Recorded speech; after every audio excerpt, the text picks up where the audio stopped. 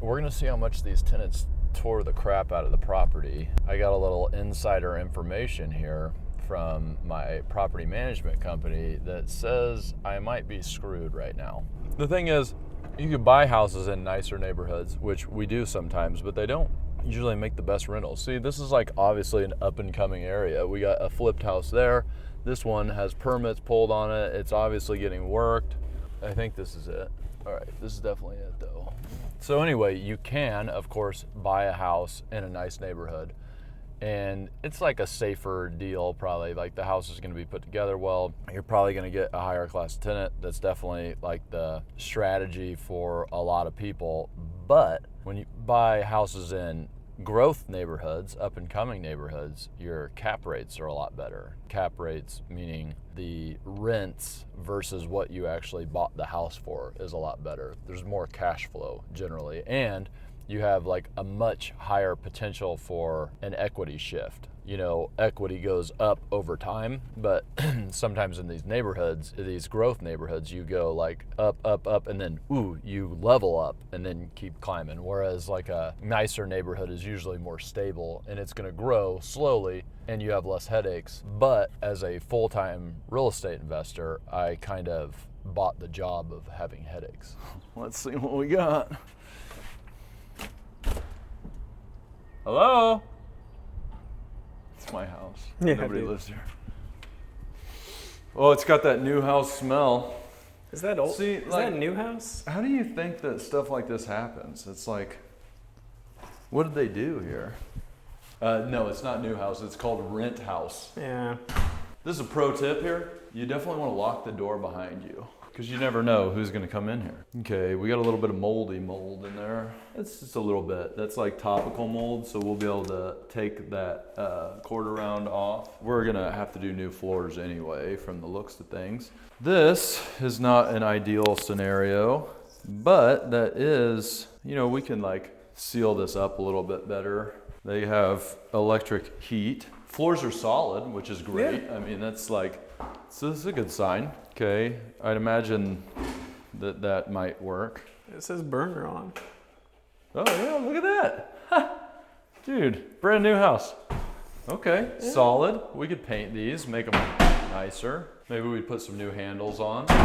I mean, you know, probably want to replace this. I don't like little hazards like that. We're definitely gonna have to paint. This could definitely be worse, man. Definitely could be worse. At least it's not a stab lock. And power's working, so I mean, that's a positive. They definitely had an eclectic paint. But this is pretty sealed up too. I mean, especially in rentals, you want to watch for places where water can get into walls. A window is never an ideal thing because water can get up on here. But you know, if it's painted well and it is sloped back in, and this one's higher, so I mean, like, you're only gonna get splash up. You're not gonna get direct water coming in, so that's a pretty good sign. This is where people break in. All right, so a little bit of work to do. And really we'll paint like cabinets and such. I mean, there's not a lot to do. Got more heat.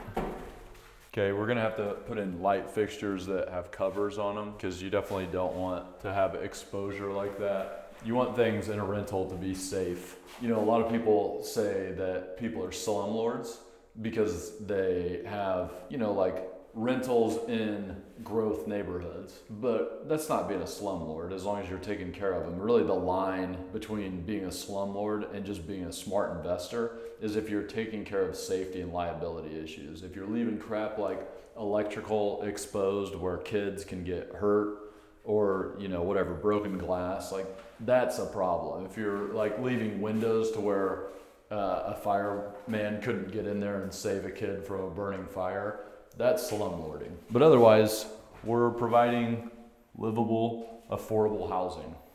And that is something people need to do. Light problem. Was that light on when we got here? I guess so. All right, but I mean, this unit, it needs light fixtures that have protection. It needs flooring. Honestly, dude, this flooring's not that bad. Really? Oh yeah, it is in there. Yeah, there it is. Never mind. Yeah, flooring throughout, paint throughout, and a little bit of like plumbing, like, you know, making sure that things are not exposed. caulking in the bathroom to make sure that water is not getting places that it shouldn't. You know, like while we're painting, we're gonna obviously clean up this great stuff foam and like caulk accordingly to where it looks a little bit slicker. In the kitchen, I would just paint these cabinets and call it a day. We want to make sure the stove is working. Get a new burner on that one.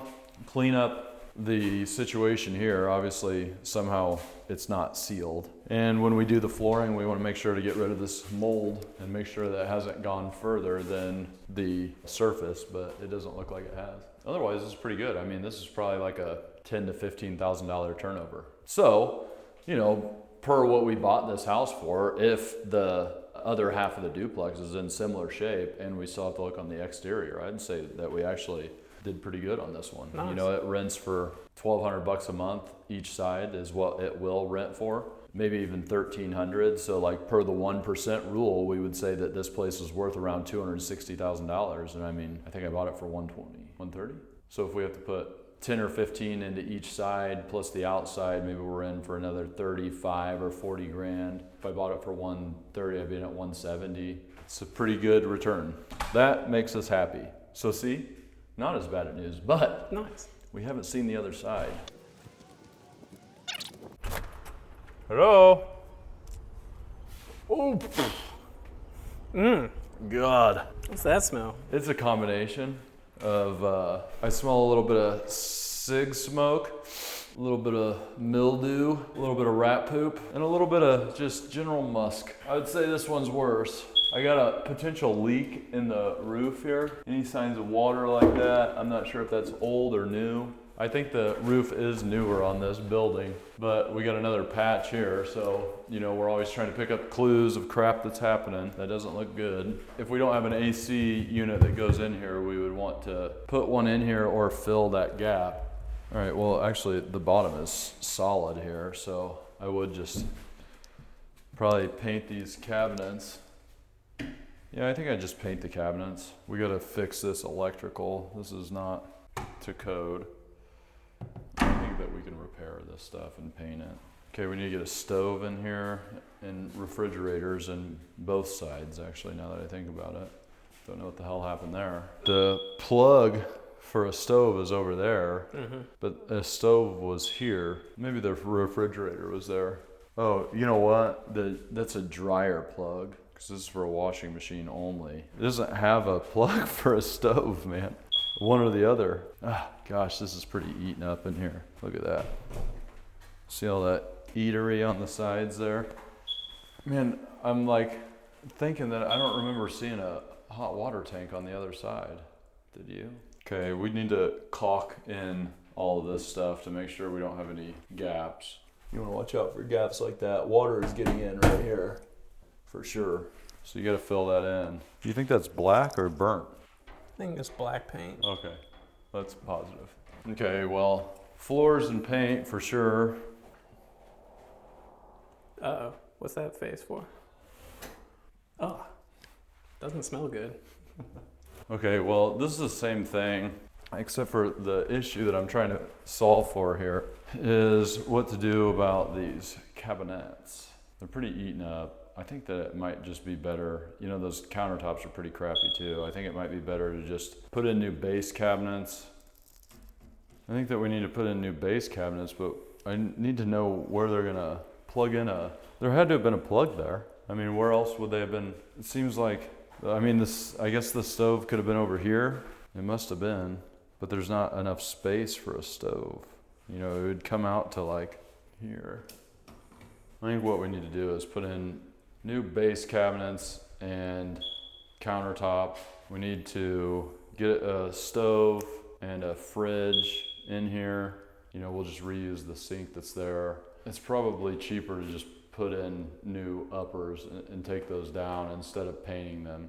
And actually, with that being said, maybe I'll do the same thing on the unit next door. It might just be cheaper. And then we paint the walls, new floors throughout. We get the team to come in and look at the electrical and plumbing situation. Make sure all the gaps are caulked up. Still feel like this is a good deal. hopefully, because we already bought it. But I'd say this unit is going to cost a little bit more than the unit next door. So I'd say we're probably like $40,000 between the two units in a renovation. There's a pan down there. Oh, shoot. Oh, that's wedged down there. Yeah, so now we know that the stove maybe was over there. I think that we're good there. So let's walk around the outside really quick. Okay, we need to fix this storm door. I would put another piece right there, a spindle, so that way kids can't fall through there. All right, so I would block this out. No, that's not true. I would get a window unit to fit in there because otherwise they're not gonna have AC. We're gonna need to paint this fascia, otherwise I'm gonna have a rot problem. And I wanna get gutters up here because on a rental like this, if you don't have gutters, like you're just asking for water problems. So we wanna get gutters so we can get the water away from the property. Not a clue what that is doing in the ground. What the hell is going on? Okay, the roof is definitely older, but I mean, just because a roof is older doesn't mean I'm gonna replace it. I'm only gonna replace a roof that has, that has leaks. So there were leaks. There were signs of water on the inside. So I'm gonna send somebody up there to look to see if there's any obvious leaks, which obvious leaks usually come around places that are flashed. So like around a vent that extrudes through the ceiling, around a chimney, for instance, anywhere where two roof lines meet, that's where you usually get leaks. Because the only other way to get a leak is like actually the shingles get worn through or like a storm comes and hits it. But yeah, so we'll try to find the leak and see if we can just patch it instead. Because obviously like every choice needs to be filtered through after safety and liability, filtered through, is it gonna make us more rent? And replacing the roof for $10,000 is not gonna make us more rent, but we never want something that's causing damage to the property. For instance, lack of gutters or a leaking roof. But otherwise, the outside looks fine, except for this weird thing. Dude, careful. Well, it's good that we have a newer electrical mast that protrudes through the roof line. That's a good sign. Huh. What do you think this is? I'm not sure.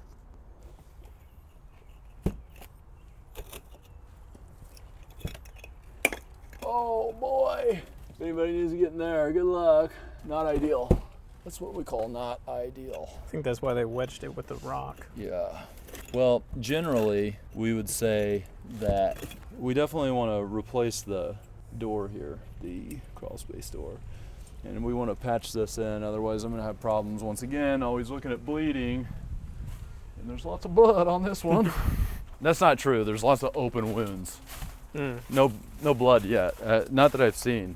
It's actually kind of surprising. Ooh, this is definitely where bad things happen. Have you ever seen Blair Witch? This is it, dude. This is the scene for Blair Witch. All right. The only issue with this stuff back here is like that's actually, if you punch through that drywall right there, you're in the house. So that's problematic. We definitely want to close this up.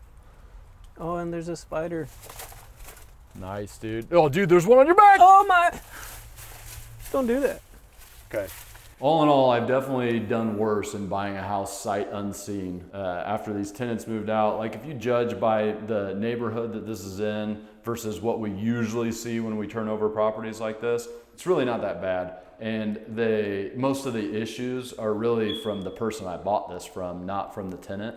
They didn't take care of their crap. They were probably more on the spectrum of slumlord. You can hear the chirping. That's the fire alarms that they failed to replace. We just have to deal with upgrading some of this stuff and making it work again. And, like a lot of the houses, especially when you buy sight unseen, like what I expected when I walked in here was sloping floors that I'm getting ready to fall through. I expected like a $5,000 cleanup. Usually tenants leave it in disarray, leaks and mold. Like that's what you see a lot of times sight unseen, and you get a price that reflects that. And so I actually consider this a pretty good deal because I did get a price that reflected that. So I assumed I'd be walking into that, but really it's just outdated, and we can take care of that. It's going to cost, but yeah, I'm happy. I've done a lot worse. Yo, Asher's taking a piss right now. We're going to go. Yo. You do not bring that camera in here. Yo. F*** off.